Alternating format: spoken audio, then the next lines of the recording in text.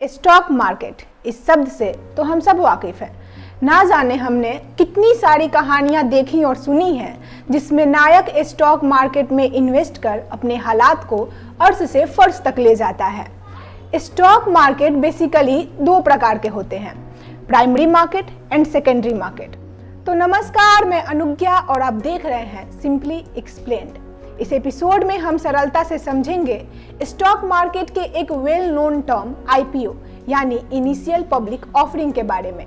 तो बिना वक्त गवाए आइए जानते हैं क्या है आईपीओ। आईपीओ यानी इनिशियल पब्लिक ऑफरिंग। जब भी कोई प्राइवेट लिमिटेड कंपनी यानी ऐसी कंपनी जिसके शेयर होल्डर्स कुछ निर्धारित लोग ही होते हैं पब्लिक होना चाहती है तो उसे आईपीओ जारी करना होता है। आईपीओ शेयर मार्केट का वो पहला पड़ाव होता है जहां से एक प्राइवेट लिमिटेड कंपनी अपनी शेयर्स को पब्लिक के लिए ओपन करती है। आईपीओ जारी करते ही कंपनी के शेयर्स मार्केट में लिस्ट हो जाते हैं और तभी इन लिस्टेड शेयर्स को कोई भी व्यक्ति शेयर मार्केट में खरीद और बेच सकता है। आईपीओ की प्रक्रिया प्राइमरी मार्केट के अंतर्गत आती है, वहीं शेयर लिस्ट हो जाने के बाद उसका खरीदा और बेचा जाना सेकेंडरी मार्केट के अंतर्गत आता है। सेबी यानी security and exchange board of India इस पूरे प्रोसेस को रेगुलेट एंड मॉनिटर करती है। आईपीओ के इस प्रोसेस में मुख्यतः 3 स्टेप होते हैं। सर्वप्रथम शेयर अलॉटमेंट के लिए एप्लीकेशन यानी कि आवेदन किया जाता है।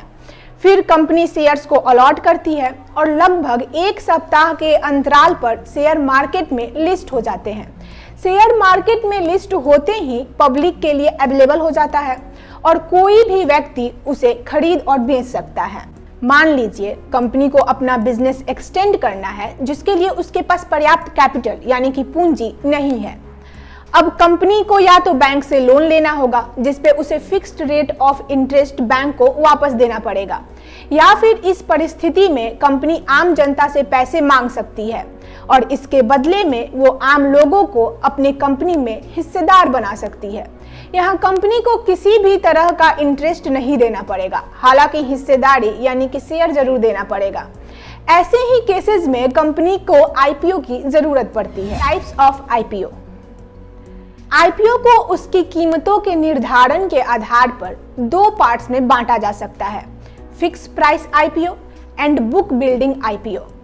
फिक्स प्राइस आईपीओ में आईपीओ जारी करने से पहले कंपनी आईपीओ का एक प्राइस फिक्स कर देती है और उसी फिक्स्ड प्राइस पे कोई भी इन्वेस्टर आईपीओ खरीदता है। वहीं बुक बिल्डिंग आईपीओ में आईपीओ इशू करने के दौरान प्राइस डिस्क्लोज्ड किया जाता है। इस प्रोसेस में शेयर की कोई निश्चित कीमत नहीं होती, केवल एक प्राइस बैंड होता है। प्राइस बैंड यानी शेयर प्राइस की एक रेंज दी जाती है जिसके अंदर इन्वेस्टर्स शेयर खरीदने के लिए बिड लगा सकते हैं। प्राइस बैंड में सेट की हुई लोएस्ट प्राइस को फ्लोर प्राइस कहते हैं, वहीं हाईएस्ट प्राइस को कैप प्राइस कहते हैं। अगर इसको एक उदाहरण से समझने की कोशिश करें तो मान लीजिए एक प्राइवेट लिमिटेड कंपनी है जिसे अपना शेयर पब्लिक में ऑफर करना है, मायने वो आईपीओ इशू करना चाहती है, पर वो ये डिसाइड नहीं कर पा रही कि उसे अपना शेयर प्राइस क्या रखना चाहिए। तो ऐसे केस में वो बुक बिल्डिंग आईपीओ इशू करने का निर्णय लेती है जिसके लिए उसने 5 रुपए से 10 रुपए का प्राइस बैंड सेट कर लिया है। अब इसमें इन्वेस्टर्स को 5 रुपए से 10 रुपए के बीच में ही बिडिंग करनी होगी। यहाँ जो मिनिमम प्राइस यानी कि 5 रुपए हैं उसे फ्लोर प्राइस कहते हैं और जो मैक्सिमम प्राइस यानी कि 10 रुपए हैं उसे कैप प्राइस कहते हैं। मॉनिटर एंड रेगुलेटर सेबी यानी securities and exchange board of India एक स्टैट्यूटरी रेगुलेटरी बॉडी है जो गवर्नमेंट द्वारा इस्टेब्लिश्ड की गई है। इसका काम मुख्य रूप से सिक्योरिटी मार्केट को रेगुलेट करना और सिक्योरिटीज में इन्वेस्टर्स के इंटरेस्ट को प्रोटेक्ट करना होता है। साथ ही यह शेयर मार्केट, म्यूचुअल फंड इत्यादि के कामकाज को भी रेगुलेट करती है। किसी भी कंपनी को आईपीओ इशू करने के पहले उससे रिलेटेड हर एक बेसिक डिटेल्स सेबी को बतानी होती है जिसे रेड हियरिंग प्रोस्पेक्टस कहते हैं। इस प्रोस्पेक्टस में कंपनी की business details, capital structure, risk strategy, risk factor, promoters and management and past financial data शामिल होते हैं।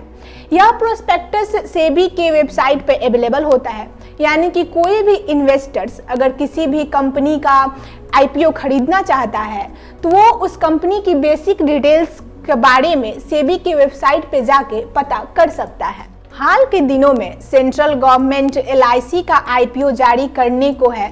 फिलहाल एलआईसी एक स्टेट ओन्ड कंपनी है जिसका टोटल शेयर सेंट्रल गवर्नमेंट के पास है। सेंट्रल गवर्नमेंट मोनेटाइजेशन के पॉलिसी के अकॉर्डिंग पैसा जुटाने के लिए एलआईसी के शेयर्स बेचने वाली है।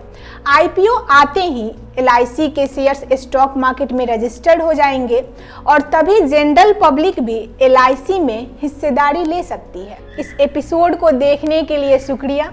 अगर आपको ये वीडियो पसंद आए तो लाइक करें, मन में अगर कोई विचार हो तो कमेंट करें और इस चैनल से जुड़े रहने के लिए सब्सक्राइब करें।